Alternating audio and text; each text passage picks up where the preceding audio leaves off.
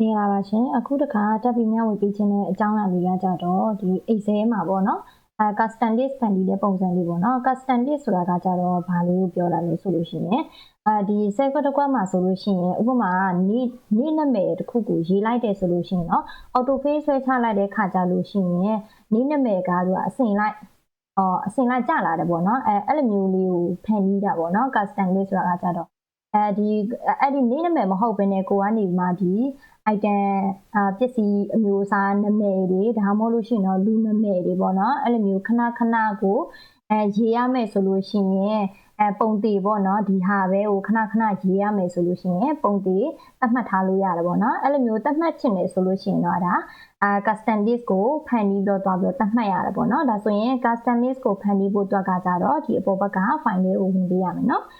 file နဲ့ဝင်ပြီးသွားပြီဆိုလို့ရှိရင်တော့အောက်မှာရှိတဲ့ more ဆိုတာလေးရှိရနော်အဲ့ထဲဝင်လိုက်မယ်ပြီးလို့ရှိရင်တော့အောက်ကဒီ option လေးကိုတစ်ချက်ဝင်မယ်ဟုတ်ပြီဒီဘက်ဘက်မှာ advanced ဆိုတာလေးရှိရနော်တစ်ချက်ထပ်နှိပ်မယ်ဟုတ်ပြီပြီးသွားပြီဆိုလို့ရှိရင်တော့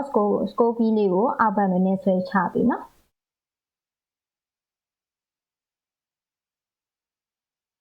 ဟုတ်ပြီဒီမှာ general ဆိုတဲ့ခေါင်းစဉ်လေးအောက်မှာเนาะဒီအောက်နားလေးမှာရှိတယ်ဒီ edit custom list ဆိုတဲ့ဟာလေးเนาะဒီထဲထပ်ဝင်မယ်ဟုတ်ပြီဒါဆိုလို့ရှိရင်ဒီမှာ list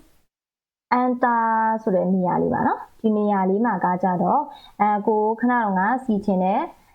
item ပစ္စည်းနာမည်လေးတွေဒါမှမဟုတ်လို့ရှိရင်တော့လူနာမည်လေးတွေပေါ့เนาะဒီမှာသတ်မှတ်ခဲ့မယ်เนาะဥပမာဆိုပါစို့ဒီနေရာမှာပစ္စည်းနာမည်လေးတွေကိုသတ်မှတ်ကြည့်မယ်เนาะဒီပစ္စည်းတစ်ခုရေးပြီးတိုင်းဂျားထဲမှာကော်မာလေးတော့ခံပေးရမယ်နော်ကော်မာပြီးလို့ရှိရင်တော့ space လေးတစ်ချက်ချမယ်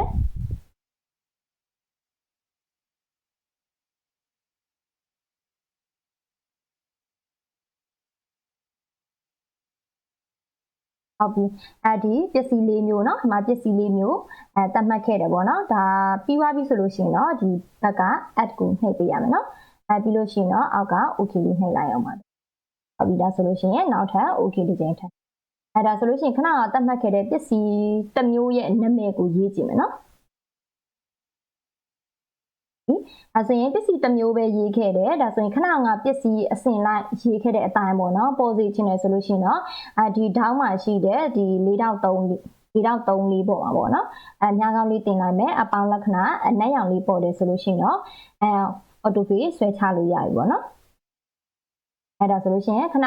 ကသတ်မှတ်ခဲ့တဲ့ပစ္စည်းနာမည်လေးတွေကအစဉ်လိုက်ဒီကြလာတယ်ပေါ့နော်ဒါကြတော့ custom list ကိုဖန်တီးတဲ့ပုံစံလေးပေါ့နော်အကယ်၍ဒီဖန်တီးရတဲ့ဟာကိုပြန်ဖြတ်ချင်တယ်ပေါ့နော်အဲ့မျိုးပြန်ဖြတ်ချင်တယ်ဆိုလို့ရှိရင်လည်းခဏကအတိုင်းပဲ file ထဲဝင်မယ်ပြီးလို့ရှိရင် more ထဲသွားမယ် option တွေကိုတစ်ချက်ဝင်မယ်နော်ပြီးလို့ရှိရင်တော့ advanced ကိုပြန်သွားမယ်အောက်ကိုနည်းနည်းရွှေ့မယ်ဟုတ်ပြီဒီမှာ general ရဲ့အောက်မှာ edit custom list နော်အဲ့ထဲဝင်လာမယ်ဒါဆိုရင်ဖြတ်ချင်တဲ့ဟာလေးကိုကလစ်တစ်ချက်နှိပ်မယ်နော်ဒါခဏငါဖန်တီးတဲ့ဟာလေးဒါကလစ်တစ်ချက်နှိပ်ပြီးသွားပြီဆိုလို့ရှိရင်တော့ဒီမှာ delete ဆိုတာလေးရှိရနော်ဒါဆို delete ကိုတစ်ချက်နှိပ်မယ်ပြီးလို့ရှိရင်တော့ okay ဟုတ်ပြီဒါဆိုလို့ရှိရင်တော့နောက်ထပ် okay ထပ်နှိပ်မယ်နောက်ထပ် okay ဟုတ်ပြီဒါဆိုလို့ရှိရင်ဒီအတိုင်းလေးပြင်ရေးကြည့်မယ်နော်ဟုတ်ပြီဒါဆိုရေးသွားပြီဆိုလို့ရှိရင်ခဏငါလိုမျိုးပြန်ဆွဲကြည့်မယ်